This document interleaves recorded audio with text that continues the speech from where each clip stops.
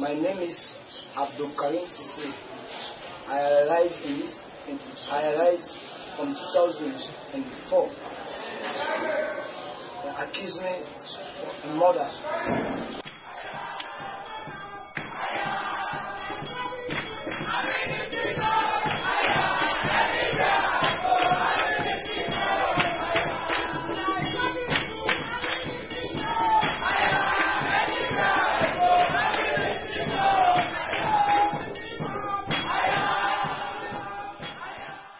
I'm Mr. Stevens. I'm a Sierra Leonean, an investment analyst by profession. Well, I think we are doing this documentary for people to know exactly what is going on in Freetown, Sierra Leone, inside the prison. In the distance of here, I would like to say that most of the problems that so many people are here in the prison is coming from the police.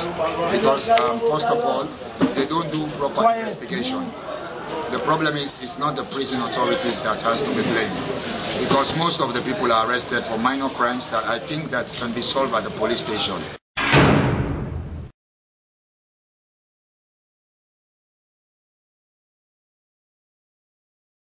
We have a family support unit which was created from Ghana, and it is now in Sierra Leone, which means if you have a problem with your family, you can solve your problem.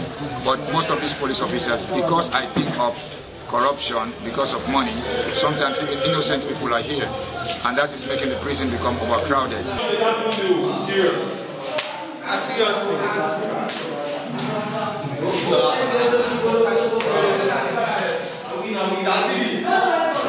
Most of the problem goes to the justice system, which I think is very, very bad in Sierra Leone. Even now we have a sector development justice program under the United Nations Development Program, but I think it is not working still. You are 15 years of age. You are 15 years old. How will you go and commit an armed robbery? How will you, as a little boy, as the age of 15 years old, I wouldn't charge you of murder with armed robbery also?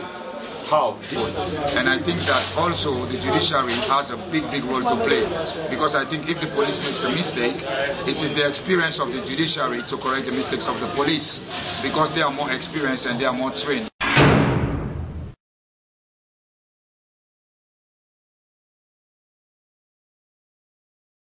Talking about juvenile offenders, we don't have to tackle the problems from the juvenile offenders, because if you have to tackle the problem, you have to first of all look at the roots of the problem.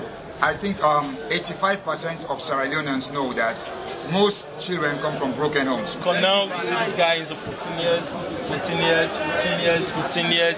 There are many in here, some of them even 12 years old. You know, they don't do anything.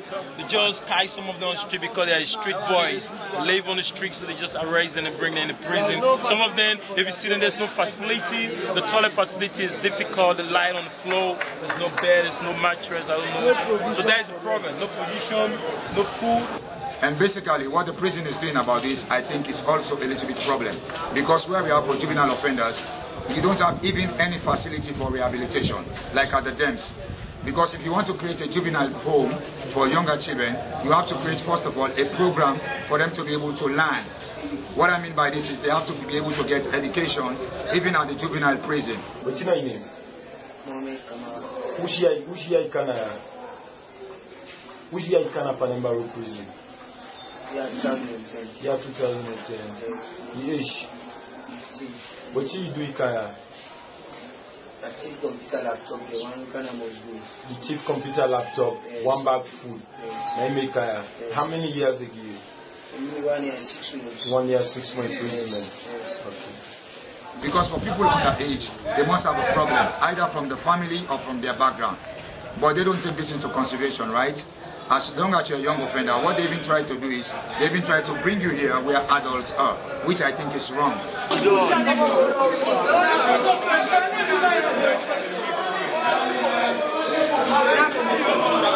So I think they more have a serious problem than the adults. Because if you are mature, you can be able.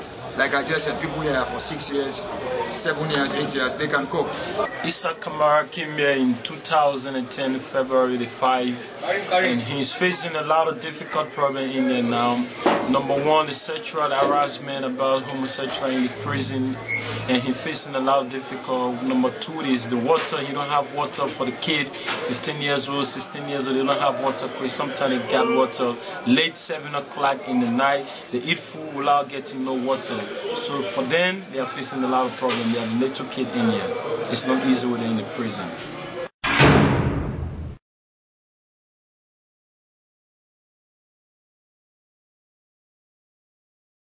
But a young offender comes here, he's only 15. So if he's here for 6 years, by the time he gets out, he's a typical criminal. Because one, he has no control anymore. The mother is not coming anymore. The mother has given up because the mother, first of all, she's poor. Maybe she's only a woman selling groundnuts at the street side. How can she come here? Maybe she goes to the court, I want to bail my child. Give me back my child according to the family support program. The police officer says, no, you have to bring me 100,000. Where is she getting it? So I think the international community has to look at this and have to take it very, very seriously. My name is Hassan Mazra. I came here in 2010. My age is 16 years of age. I achieved simple last name, stealing groundnuts because of hungry.